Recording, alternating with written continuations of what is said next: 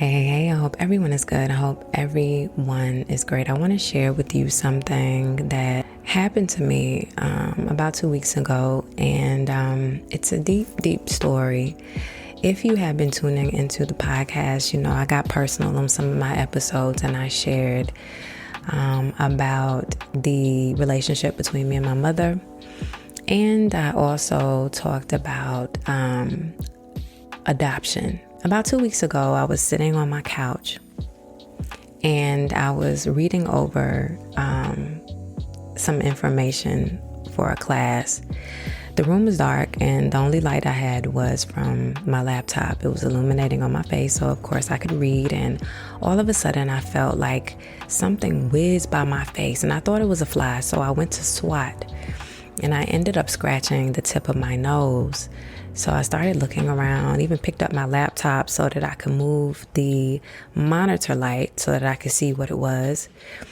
And then I finally got up and turned on the light and looked all around, didn't see anything. As soon as I sat down, there was a feather sitting on my right side. I picked the feather up and I'm looking at it, and it was perplexing to me because I don't have anything that has feathers. No pillow, no cover, no nothing. And so I was like, this is random. It was a white feather. And then in an instant, I recalled my brother telling me about the experience that he had a month after my mother passed away, and he lives in my parents' house, and he woke up one morning and there was feathers all over the yard.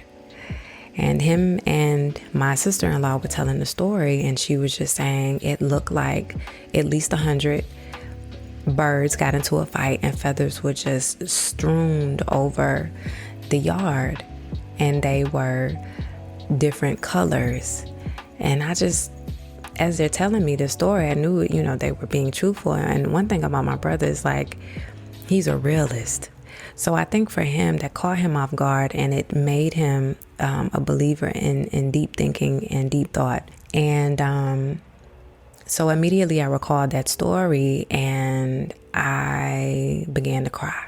And the tears came because also in that same time frame, a month after my mother passed away, my brother told me that my mom came to him in a dream and said that everything was going to be okay and she was fine and don't worry anymore. But I also knew the relationship that my brother and my mother had, which was a very close one, and my mother and I did not have a close one. So I knew in some terms that she would come to my brother first, but I did feel some type of way because he was sharing this happy moment with me and I couldn't share in that moment. But I also knew that my heart was guarded and I was still hurt from the way in which our relationship was right up until the end when my mother passed away. As I was holding the feather and crying, I decided to put that feather into my notebook in which I do my writings. I didn't want to lose it, so I immediately put it between the pages and I began to write. And what I wrote about was the recalling of how some of our life occurrences and events causes us to behave, act, show up in different ways.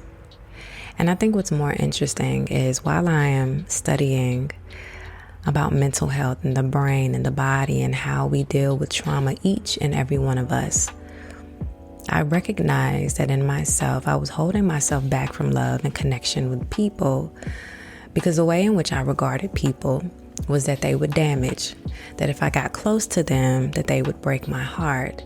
I always held this notion that women in my life decided to kind of throw me away. My biological mother gave me up, and then my mother, adopted mother, we had contention. She said some things, she did some things. We separated for a long while.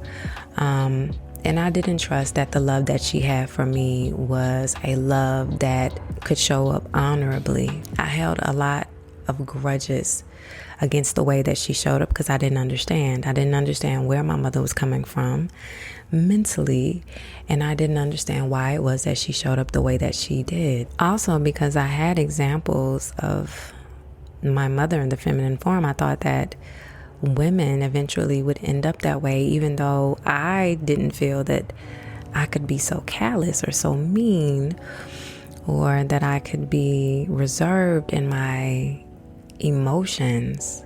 I thought that every woman would be the same. Thus the reason why, for me, journey along in my teenage years and early adulthood, I didn't get close to people. And I almost had that as like a badge of honor, because I don't want to know anything about you, and I don't want you to know anything about me. So for whatever reason, like, that was honorable for me. But as I was thinking and writing, I realized that what I was doing was restricting people from having access to me in vulnerable spaces and parts in which could have helped me. I recall many times female friends who would talk to me. You know, it's funny. I'm thinking now, it's funny that in every capacity, in every friendship, in every connection, I was always like the therapist in a sense, right? One thing about me that I know, and all of my friends would say, is you're so non-judgmental. I feel like I could tell you anything. But on the other end of that, while they were telling me and I was keeping secrets and offering them words if they needed it, many of them would say, I don't know much about you other than what's on the surface. And I wouldn't crack open to tell anything, because why? But I also know that there was fear that if I did open up, that parts of me would be exposed and that my friends would look at me differently, and knowing that I really didn't have the capacity to like people back the same way that they understood how friendship worked for them. And I know that sounds silly, but follow me for a minute. Many times in friendships, people would come close and want to hang out and want to do things, and I didn't want to, because I felt like if you got to know me and I got to know you, then I would like you as a friend, and then you would break my heart.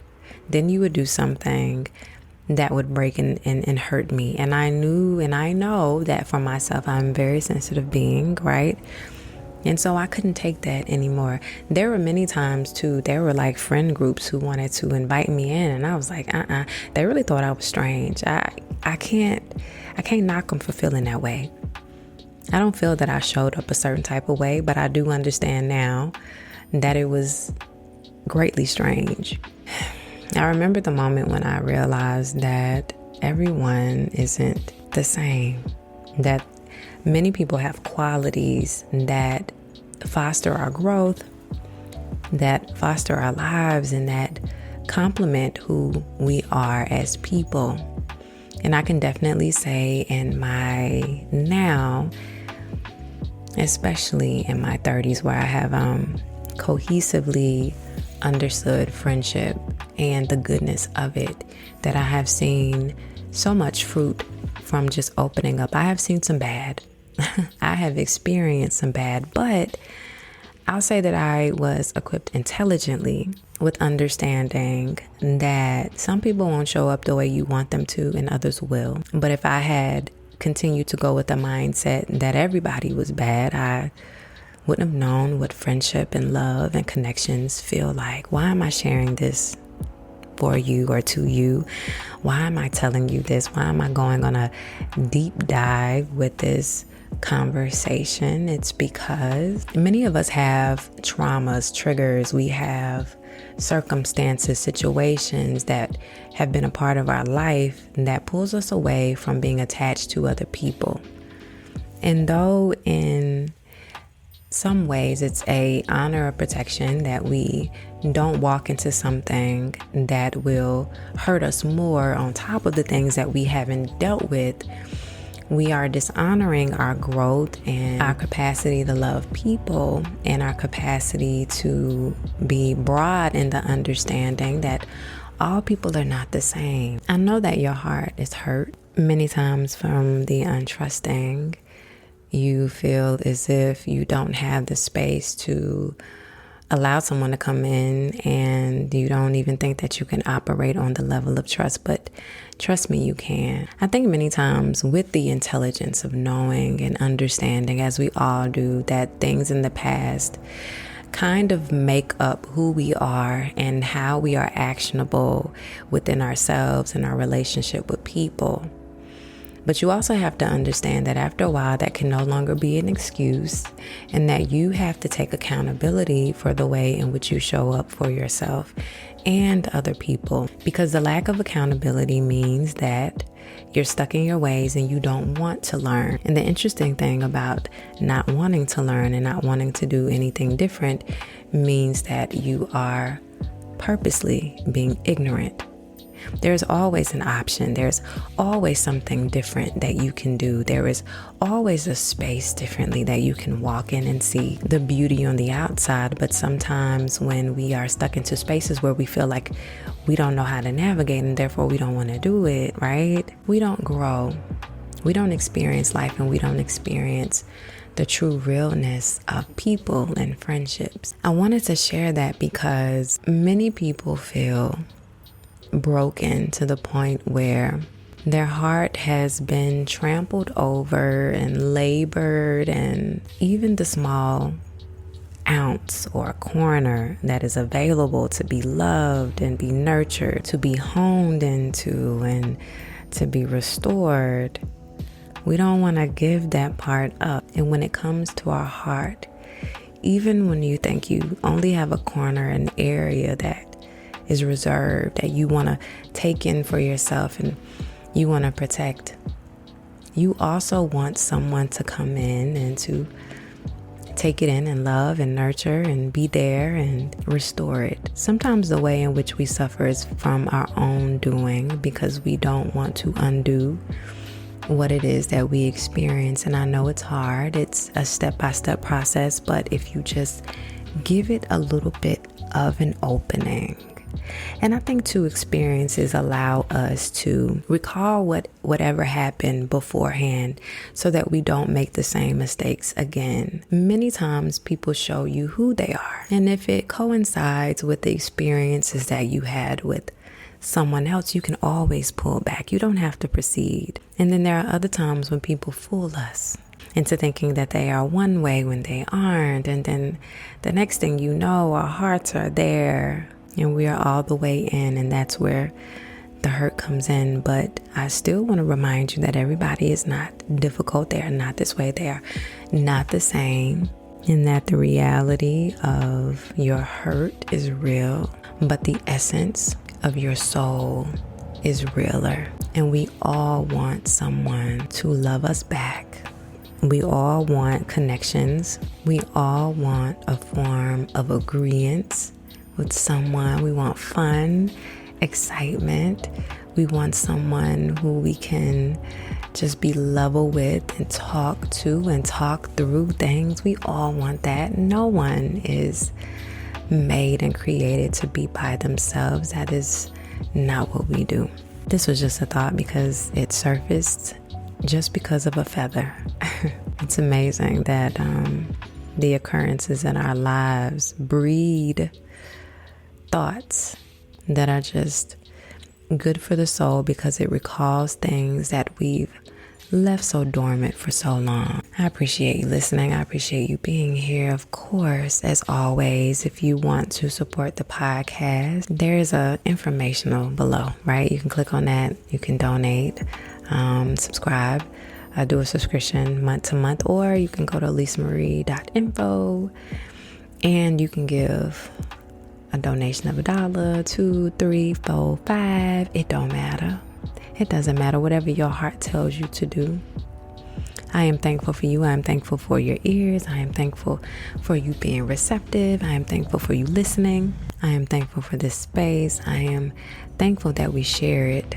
I am thankful for each and every person who has poured graciously in my life. And don't forget, email is open, seasondialogue@gmail.com. If you have a topic recommendation, please shoot me some information. And if there's something that you have a situation and you want me to talk about it on the podcast, you know I'm down. Of course, it's anonymous. And if you haven't already, please subscribe to my YouTube channel, y'all. I be doing YouTube videos. And of course, subscribe on or follow me on Instagram and TikTok, season_dialogue. All right, y'all. I'm gone. I love you. I love you. All right, bye-bye.